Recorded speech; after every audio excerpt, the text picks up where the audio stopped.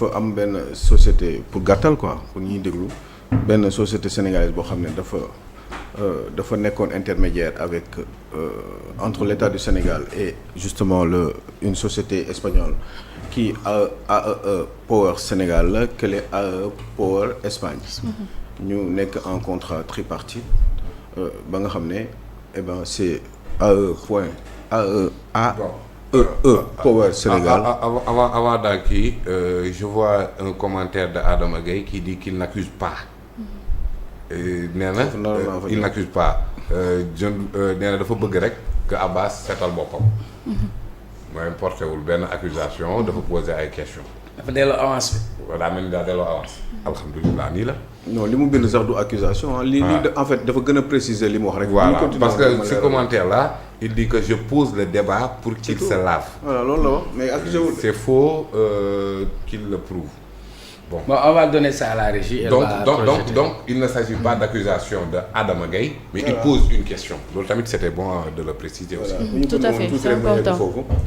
Parce que heureusement que yow tu l'as précisé parce que dafa poser débat bi kese dafa laajte quoi dafa laajte donc laajte sax man gëwuma ni sax war na ànd ak porter plainte laajte.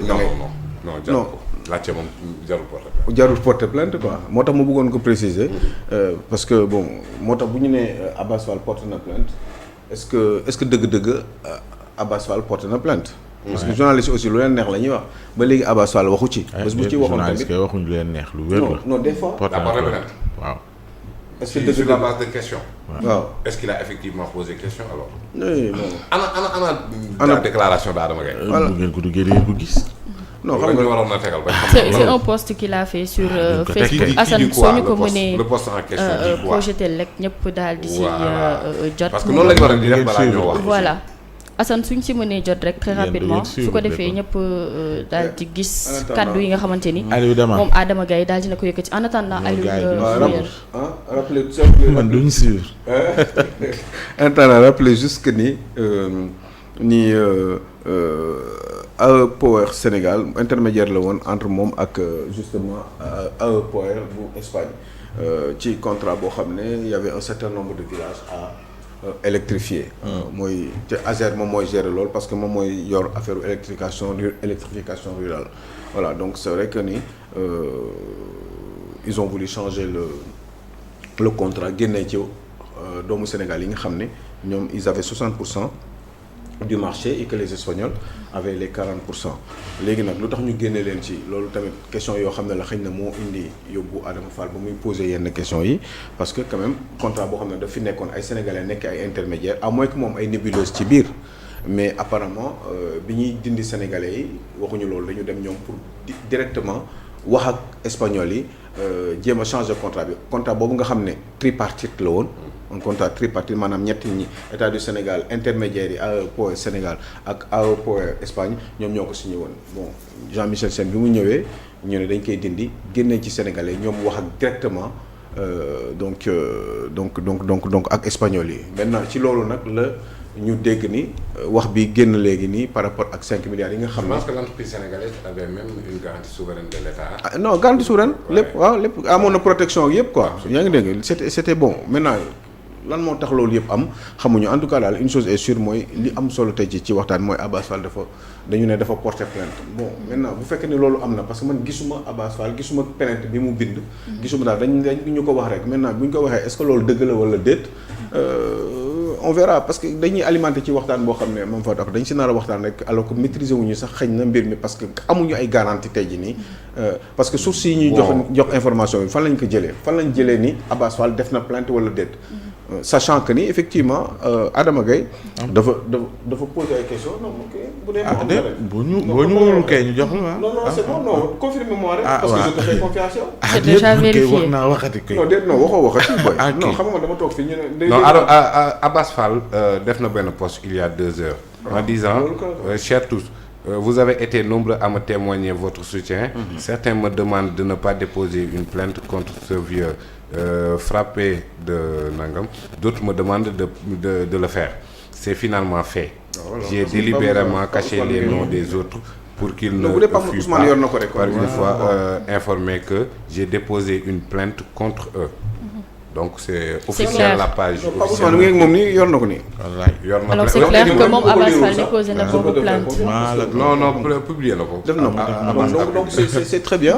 Et puis plainte yi dafa baax parce que xam nga lu tax. parce que on peut pas dire des choses ci nit. ci ndoddu nit alors que vous n'avez aucune forme de garantie par rapport ak accusation yooyu parce que nit quand même dafa yor ay njabootam yor ay mbokkam xam nga war a am sa dignité à préserver donc bu fekkee ne da ngeen ñëw wax ko ni moom dañ ko corrompre sur presque 5 milliards de francs CFA loolu ça fait très mal bu fekkee ni li ngeen di wax du dëgg donc monsieur Adama Gaye bu fekkee ne loolu da nga ko wax plainte bi demal nga tontu ci nga joxe explication nga wax li nga wax ni fan nga ko teg parce que quand même bu fekkee ne dul dëgg ça veut dire que non seulement c'est grave pour sa propre réputation et sa crédibilité en tant que journaliste boo xam ne quand même ñëpp xam nañ ni sa bind quand même am na vous écrivez très bien et des fois am nga ay idées yu baax donc même si vous êtes d'une certaine opposition avec tous les régimes yi nga xam ne dañu nekk sur place comme le régime de Macky Sall il avait les mêmes attitudes en tout cas man leen rek laa mën a wax ci mbir mi mooy bu fekkee ni yow lii la Abass Fall porter plainte demal nga assumer ses responsabilités nga wax li nga wax fan nga ko teg bu fekkee ni tamit du dëgg eh bien Abass Fall mooy assumer responsabilités yi ak yow bu boobaa li mu war a laaj mu laaj ko li yoon war a def liggéeyam mu def ko mais une chose est sûre mooy on doit arrêter d'accuser les gens gratuitement on ne peut pas accuser les gens comme ça nit ki yow suba teel nga ne ko lii la def ci xam nga peut-être même sax quand ils ont changé le contrat ak génne ci Sénégalais xëy na peut-être sax ils ont une bonne raison de le faire loolu moo tax des fois communication tam day baax état bi quand boo fekkee ne biir dafa ñëw nga dagg ko changer ko il faut nga taxawaat ci Sénégalais expliquer ne lan moo tax mais lii créé doute bi nii mooy jusque maintenant état du Sénégal n'a jamais eu à intervenir pour expliquer véritablement aux Sénégalais ana lu tax loolee mu def ko génne ci ay doomu sénégalais pour wax directement peut-être doomu sénégalais aussi dañu nekk ci ay position yoo xam ne xëy na peut-être neexul état bi mais loolu baaxul parce que de toute façon ces gens là s'ils gagnent de l'argent li ñuy wax ni jàppale entreprise sénégalais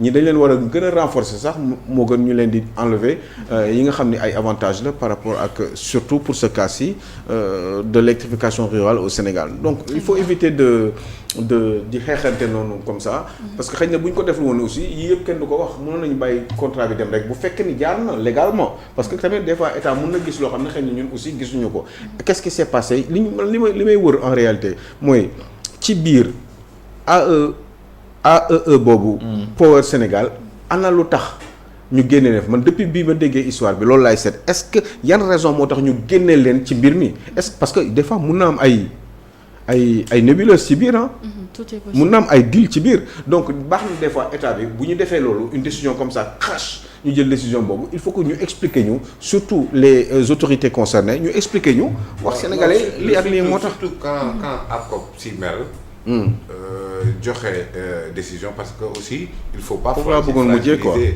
il faut pas fragiliser ces institutions là autorité de régulation de notre commande publique quand même a donné une décision en tout cas daal c'est un peu trouble ce qui se passe dans cette affaire là et je pense que monsieur Sène le DG Jean-Michel effectivement war na am tamit lu mu ñu expliquer parce que bon bu dee intermédiation pour intermédiation am na une base légale pour le faire mais man li ma comprendre mooy ñële ñoom ñoo yoroon marché bi di doxal alors suñu amee une garantie souveraine de l'État du Sénégal mën nañ lever fonds li ñu war a lever alors à cela ñu dem uti aussi d'autres partenaires ba espagnols yi dugg ci mais ñële dafa mel ni dañ ñëw gis ni ne opportunité mi ngi nii xool ne ñii xëy na am nañ problème pour financer ak nangam au lieu li ñu leen doon doyee ñoom it ñu ñëw apporter seen concours mais ñu mel ni ñu poignarder la société sénégalaise pour ñëw taxaw. c'est loolu lay ressembler.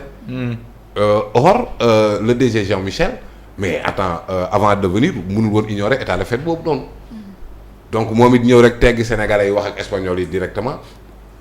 su dee ni da leen ñëw rek teggi en fait. waaye qu'est-ce qui se passe entre temps. mais moo xam moo tax li ma ko. loolu foog mu leer aussi. non mooy li ma expliqué rek mooy ma ne la yu mel nii mun na nekk ñoom xëy na mun nañ xam loo xam ne mënuñu ko wax. mais ñu wax ko mais une décision de cette gravité là boo ko defee da nga war a assumer quand même ses responsabilités en disant. lii ak lii moom moo tax comme ça bés bu leeree et puis surtout parce que c'est possible ah. d'autant plus que passe des choses. l'autorité de régulation semble désavouer le DG. mais boobu nag mooy bu mujj bi ci li ma doon xalaat mooy. ARCOP bi mu ñëwee taxaw nee nañu delloo leen gaay mi ci biir. waaw donc bon.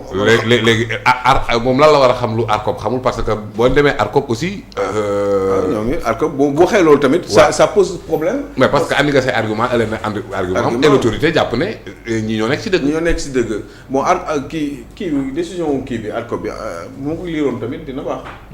pour xam exactement détails yi nga xam ne moom moo parce que xam nga dañuy dem ay considérants avant ñuy dindi affaire. mais non ils l'ont bien argumenté. man j'ai l'impression que ce n'est pas une conviction mais j'ai l'impression que ces Sénégalais là dañoo dañ leen tooñ bon loolu laa gis peut-être aussi ñoom tamit mais ils ont saisi la justice aussi. mais mën nañ juum quoi peut-être bu ñu juumee aussi bon et puis on corrige et puis on passe à autre chose. D'accord. Parce que les priorités sont vraiment ailleurs mais une chose est sûre mooy n'importe comment bu fekkee amul benn nébuleuse et que mbir yi jaar na yoon amul ay affaire parce que lu nekk mën na am ci biir. au début sama xel mi ngi ci lu bëree bëri kii di wax waxu affaire di gérer affaire marché yi war na ci xam lu bëri des fois il se passe beaucoup de choses à l'intérieur. donc yooyu nag man dama ci xaw a moytu mais comme ARCOP wax na rek bon bah maintenant peut-être que ni il faut que ñoom ñu expliquer wu l'État du Sénégal parle via Azer ñu expliquer wu et puis wax exactement ce qu'il en est véritablement ak lan moo taxoon ñu jël décision bi et pourquoi ils ne sont pas d'accord ak ARCOP parce que mën nañ ko wax aussi mën nañ expliquer wu ci loolu.